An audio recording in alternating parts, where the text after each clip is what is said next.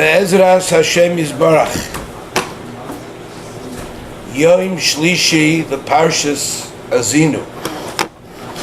Yom Chaf Ches Elul.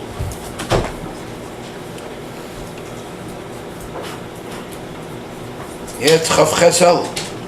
Was ist denn da? Shnas Tovshin Ayin Zayin. Shiva Tiferes Avigdor.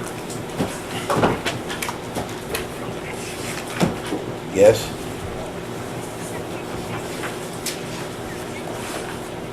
Yes? Oh, tell him I'm saying a share now. He should call me back in 40 minutes. Tell him it's very important. Tell him.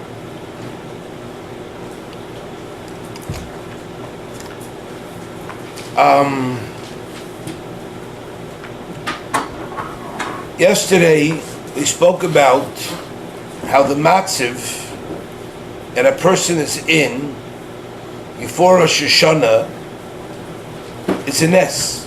He's in a very serious matziv where he needs a miracle. So the question is,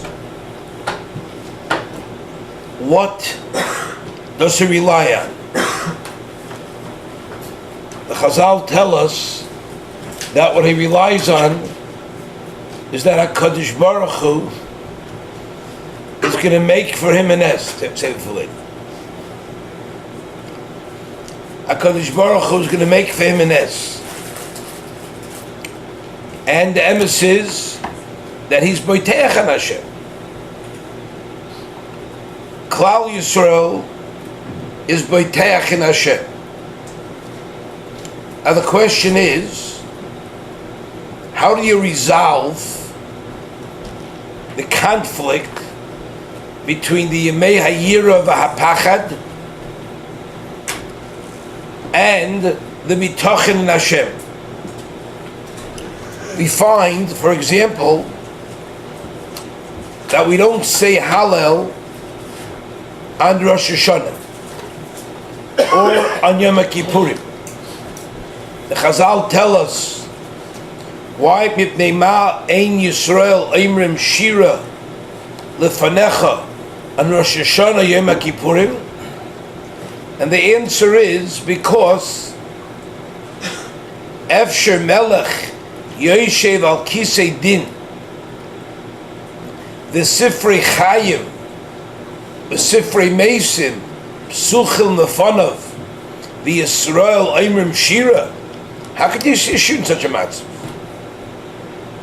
The Rambam explains this at these days of Rosh Hashana and Kippurim are Yemei Avodah v'Hachna u'Pachad u'Moira me Hashem v'Yira mimenu. These are days called Yomim HaNoroyim, awesome days. The avodah of Rosh Hashana has to be one where a person is walking around the Kavod Rosh with a seriousness, and he has to be more aware than the rest of the year that he's standing before Hashem, he's being judged today, and therefore you can't say Hallel, because Hallel demands a yom of simcha. But Rosh Hashana Yom Kippurim are not days. The Rambam's lashon is of simcha yisera. The yemei tshuva v'yira v'pachad. So the question is, what is it? Are we boiteach? I thought we boiteach b'Hashem. Right? The person boiteach b'Hashem. We're eating, we're drinking, we're get nice clothes, dressed up. So the Brisker Rav gave us a resolution on this matzah, this condition that there seems to be in conflict. And listen to what he said. There is one of the great Paitonim, SHLITA ibn Gabirol. He made a piyut, he coined a piyut that begins with Keser Malchus. That says like this: Eloi Kai, my Hashem, im avoini minisoi godo godol. My sin is too great to bear. What shall I do? If you sentence me to death, l'cha ayachel, I will hope and look forward to you. V'im tivakesh la'avoini, you're going to seek out my sins. Evrach mimacha, I'm going to run away from you. To where? Elecha, to you. And I'm going to try to hide from your anger. Where? Bitzilcha, in your shadow. So the Brisker Rav said, what is the shadow over here? He says, if you're going to seek out my sins, I'm going to run away to you. If you're going to want to punish me, I'm going to run away to your sale. How does it work, such a thing? Brisker Rav showed that the Rambam writes the same lashon.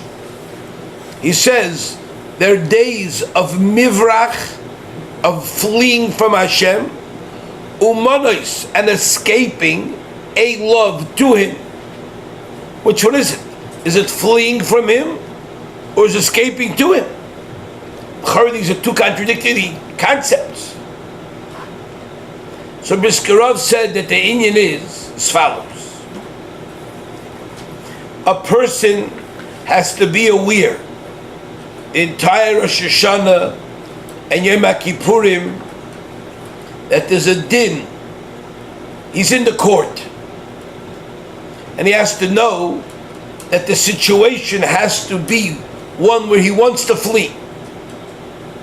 I've walked a number of people to jail, to court cases where they were being sentenced for periods that were too long. And every one of them said to me the following thing: do you think I should run? And I thought of this Rambam B'Shas Ma'aseh. They all considered every felon, everybody who's being sentenced to prison doesn't want to go like a sheep. Nobody always thinks, maybe I should escape, go to Mexico, go to Canada, run to Yisroel. I don't want to be stuck in the house, the prison. Understand 100%? And then every time I was with somebody, they always decided there's nowhere to run, because they'll be looking over their shoulder all their life. They didn't want to be a person who escaped. So ultimately, they didn't, and they went like a tatalat to the prison. The feeling that a person has to have on Rosh Hashana is that he has to flee. I want to flee because I'm getting facing the ultimate court case. But then he has to come to the realization that there is nowhere he can flee to. There's nowhere he could escape to. So you know what he does? He then throws himself, and he walks like a shepsela to the sentence. Then he walks like a shepsela to the slaughter. But what he does is, he throws himself by the feet of Hashem, and he says, Hashem, I'm relying on you. And Hashem, I'm only hope that I have is that you are going to have Rahmanas on me. And I can rely on you. I give a marshal always in this. Guy comes to court and he knows he's up very serious crime. His lawyers tell him, they don't want a plea bargain. Try to plea bargain everybody. They don't want a plea bargain. Not pushing. He said, what am I looking at? He says, 20 to life. Shrek. And then he gets marched into the courtroom. And he looks at the judge. And he remembers that this judge is a relative of his uncle is. Doesn't want to say anything. Keeps quiet. Now, does he now feel like he's scot-free? No. But know what he feels? I'm in good hands. I'm in the best hands that I could possibly be. So the whole court case, he's petrified. I once went to a court case where a Hungarian doctor, an elderly fellow, was being, in a case, they were judging him for ripping off Medicaid, stealing from insurance companies. Every guy that came into his office, he would charge Medicaid for a colonoscopy. Guy came for the throat, so he always said he did a colonoscopy, charged a few grand. And the guy racked up bills for a few $1 million. So they had a break in the middle of the thing. And the guy was nervous. I walked out, the guy followed me out. And he called me over to the side. In accent, he says, can you go speak to the judge on my behalf? So why is that? He said, the judge likes you. The judge mentioned something. The judge said a shtickle in the middle, and I said something, and the bailiff came over and he said, you're not supposed to talk. I said, tell the judge that I just said I'm impressed by his sharp line he just gave. So the guy went back to the judge, and he whispered in the judge's ear, and the judge banged with his gavel, and he said, the rabbi in the back is highly impressed over my sharpness. So the doctor figured, now I got in with the guy. Now I have him to stickle in. Maybe he can speak to him. So I said, where were you during the war? World War II. No, I didn't hurt any Jews. I said, I'm sure not. You didn't help any either, right? I didn't say anything to him. I said, I don't have any in with this judge. But a person looks to something he could rely on. He was grasping at straws, hoping I would be his ticket. But if it's Taka, your father, sitting on the judge, the Boyne Shlemeiner Aleim is judging you, so you know, even though it's a very serious case, but I trust it's going to come out the best possible. But bitachon only works if a guy understands, Dr. Briskerov, how serious his matzav is. If a guy comes in with a cavalier attitude in the court and making jokes, and he's tchotchking around eating potato chips, and he's bugging his tell his lawyer, tell me a joke. The court, you're being judged right now. The biggest lowlifes come to court, they'll get dressed up in suits. Sometimes it looks like a monkey in a suit. Doesn't look so stark. But I've seen guys with long hair. I see the lawyers stuffing the guy's hair down the suit jacket, so it shouldn't look like such long hair. It should look like you're Tasug Ben Adam. And you try to make a presentation. But if you look like your cavalier attitude, that's not bitachon. Oh, I'm sure it's going to work out fine. No. A person has to come to a matzah where he feels the awareness. But afal pikein, I rely on Hashem. My hope is that Hashem is my judge, and the relationship that I have with Hashem is ein l'tayr ve'ein l'shayr. The avodah of Rosh Hashana is to be mechazik yourself in the relationship you have with Hashem, in spite of the fact that I'm facing such serious charges. I know the matzav is serious, but the main avodah of Rosh Hashana is, we don't do tshuva Rosh Hashana. On Rosh Hashana, what you mechazik is your relationship with HaKadosh Baruch Hu. How do you do it? First of all, for the first time in your life, you take Hashem serious. That's the first thing. You say, HaKadosh Baruch Hu, you are the boss. You are in charge. Ein oid milvadi, there's no one else in charge but you. Throughout the day, whenever you're davening, or you ever have a moment where you're starting to dremel, and you want to know where your mind should wander, pick an area of your life. For example, you'll think about your health. And think, how do you think of yourself? Do you think you're a healthy person? Most people think of health, even if they look like they need serious help.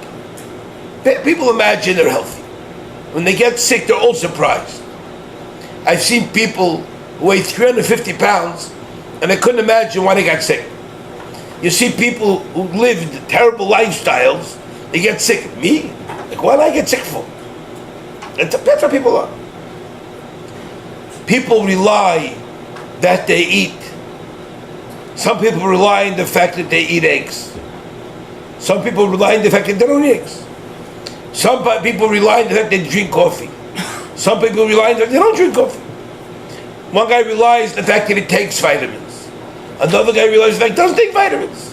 Each mishagas, something I have a good doctor, my mother's this, I watch myself, I care for myself, I do exercise, everybody has his shtick. But everybody reads Chaim b'dimyan, kulay dimyan. Most people are sick puppies. As Rebbe once explained to me. Are Rav people gesunte Menschen, or Rav people nicht gesunte Menschen? So Chaim once said, Rav people are nicht gesunte Menschen. The Schwachkes. He said, when you see a gesunte Mensch, everybody says, oh, das ist a gesunte Mensch. This guy looks like a healthy dude. Das ist a symbol of health. Most people know like that. So whenever you read Zechayim, a person has to realize, think about your health. Go through your entire body from the top of your head. If you have some hair left on your head, think about the fact, who didn't mow the lawn? Hashem didn't mow your lawn yet. I think it's a joke. You know, there are a lot of people that suffer from something called alopecia. Alopecia is a disease where your hair falls out on your entire body. I have encountered numerous people who have alopecia.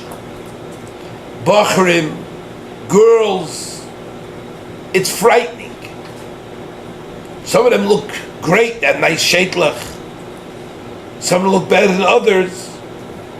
But the only reason why you have still hair sticking in your head is because Hashem didn't mow your lawn.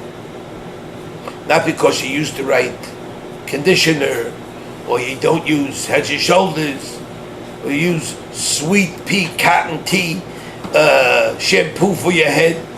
They charge you $50 for. You used to have a Talmud.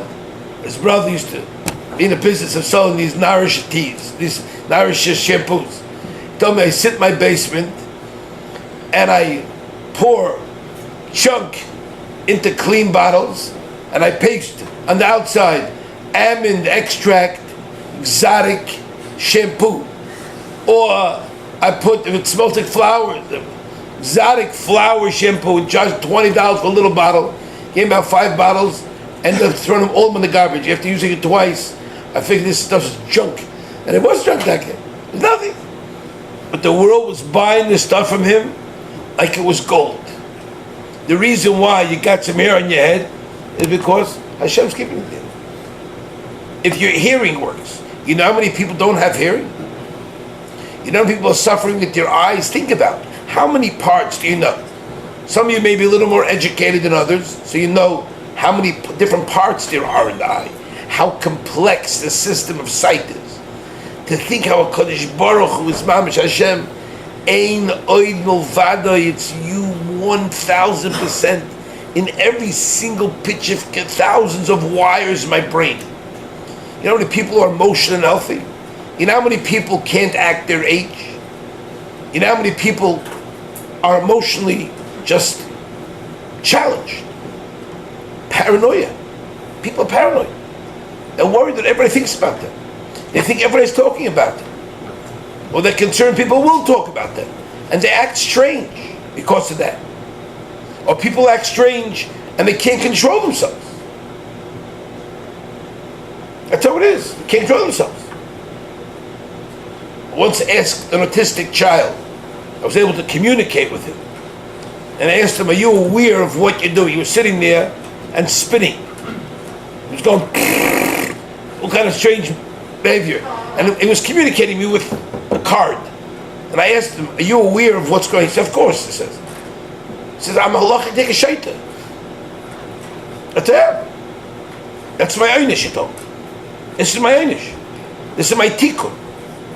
This is my tikkun to be in this world, in this matzav, to have a tikkun. That's what it is. And Hashem puts us through, you go through your shoulders, and your neck, and your back. Think about people you know who have neck aches and back aches. People have back aches. It's unbelievable. Think about your heart. Think about your lungs. Say, HaKadosh Baruch Hu, you are the Melech. You are the only one who takes care of me 100%. Then you think about your provisions that Hashem provides for you. Your food, your clothing, your housing. You think your parents provided, Hashem provides. That's it, be Mamlech Hashem. You're at the daven, that's what you should be thinking. You won't know what to think, Shimon, right? Instead of sleeping, I think I'm too tired. That's what you should think. Instead of thinking, I want to go to 7-Eleven to get my jalapeno potato chips. Think, Hashem, that's what I'm thinking about. Think I'm a little nobody. I was born premature. I should have been still in the incubator, and Hashem took you out, and Hashem raised you, and you have a cute smile. Hashem take care of you. You could have looked like a disfigured person. You have to thank Hashem for everything. You ever see a person that's disfigured? Of course, a lot of people disfigured. You have to thank Hashem for that. You know, people can't hear. They don't have big business, the hearing aid businesses. A person to thank Hashem for his teeth, and for his taste buds, and for his throat. That's called being Mamlech Hashem on you. And say, Hashem, you took care of me till now. I'm relying on you, Hashem, you took care of me. When you say to Hashem, Tein Pachtecha Aleinu, that's what it means. Make me afraid, make me aware that I'm dependent upon you 100%, and that I need you for every single second. And if I think that, I'm going to want to do your will, Hashem. I want to do your will. I want to give the covet to you. I give it, and then go think all the things that happen in your life. How many gratchkes did you have with people? How many things people can you tell me? People who harmed you. How many anti-Semitic policemen can you tell me about? How many times did you go to an airline counter and it was facing somebody who treats you not good? You think this guy's an anti-Semite. He hates Jews. No, it's Hashem. It's Hashem. But that's how it is. Not long ago, I was by a airline counter with somebody, and they wouldn't let the person on the plane.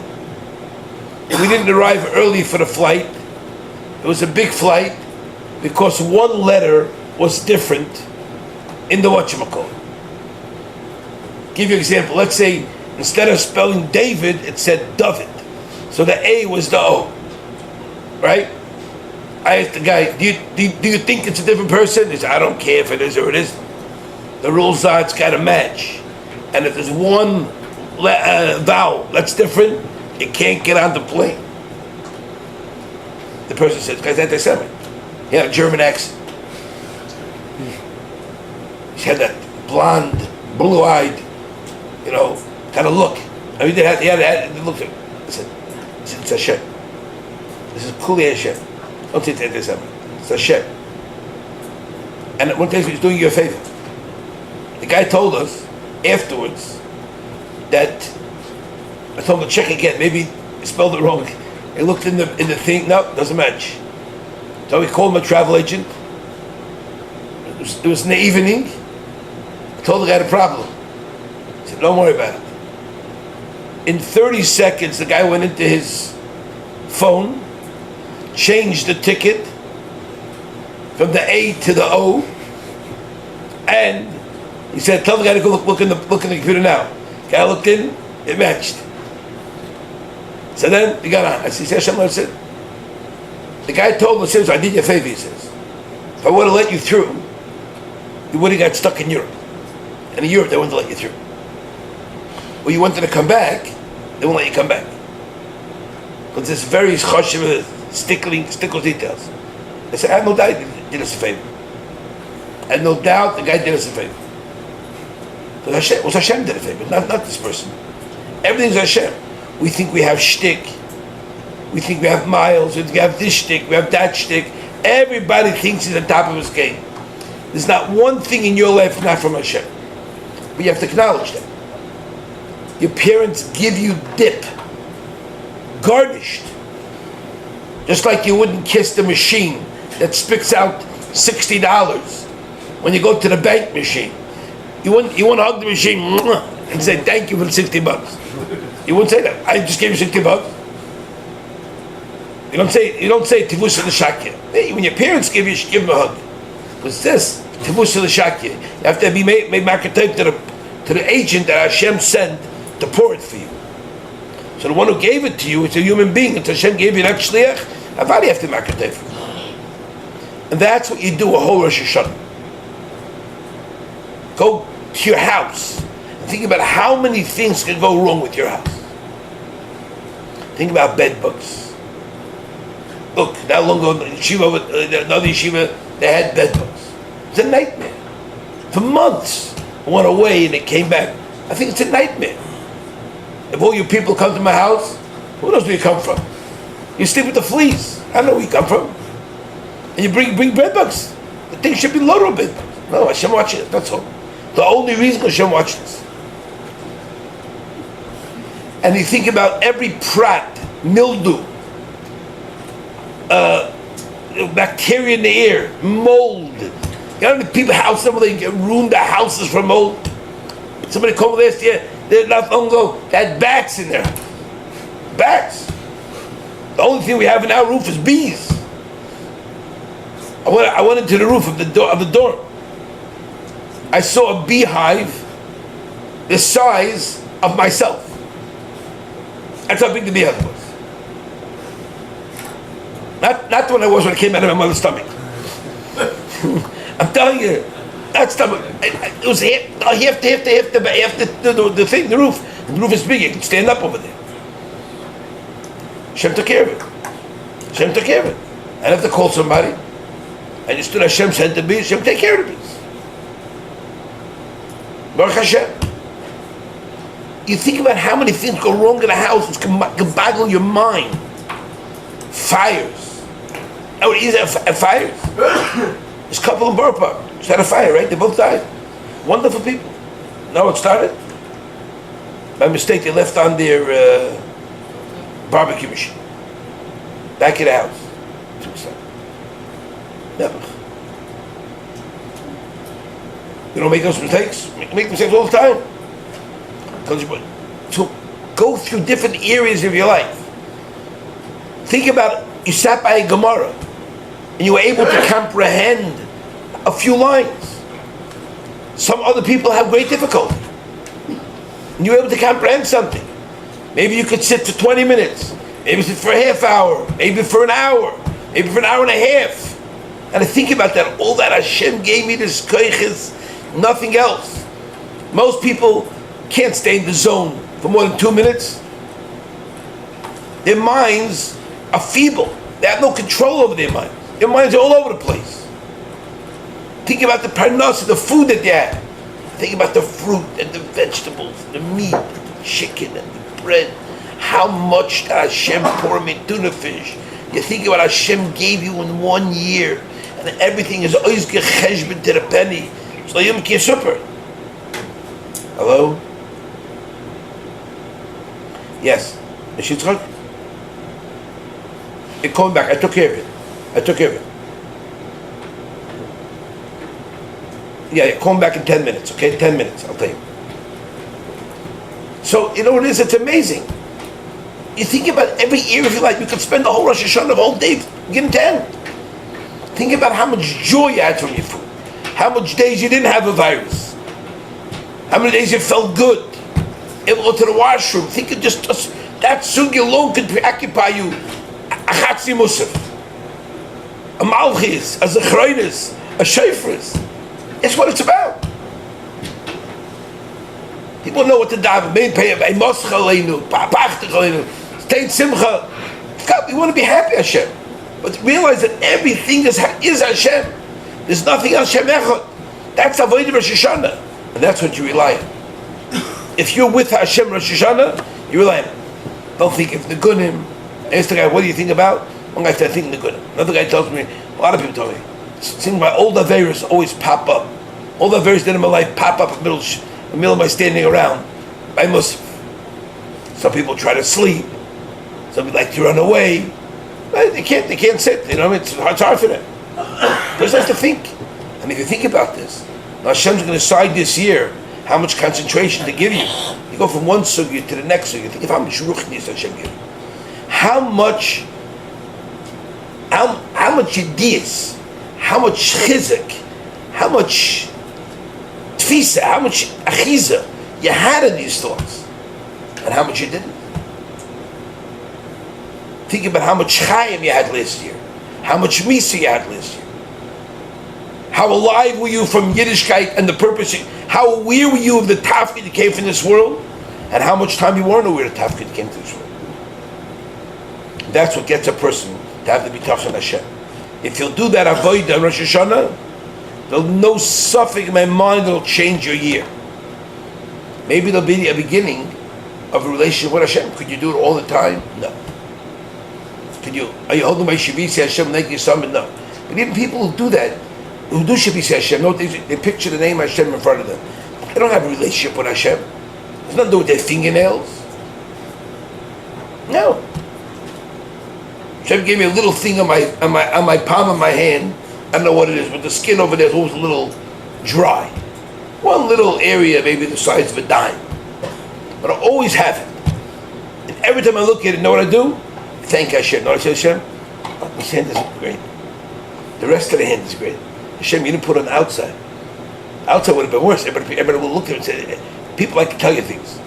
Oh, look at your hand. Oh, I didn't notice. Thank you. You know what I mean? What did you tell me that for? I can't understand why stupid people tell me. Did you ever notice that big pimple on your nose? I mean, it's really sticking out. Thank you. What you're being filled? What should I do? You're a doctor. You want to take it off of me? Well, stop me by a person. But Hashem does this for you. Hashem does this, and Hashem gives you messages. You know how many people have eczema? Millions. It's a major thing to have eczema. Skin issues. Pimples on the back. If you ever took their backs off, it would look like somebody shot their backs up over here. You understand?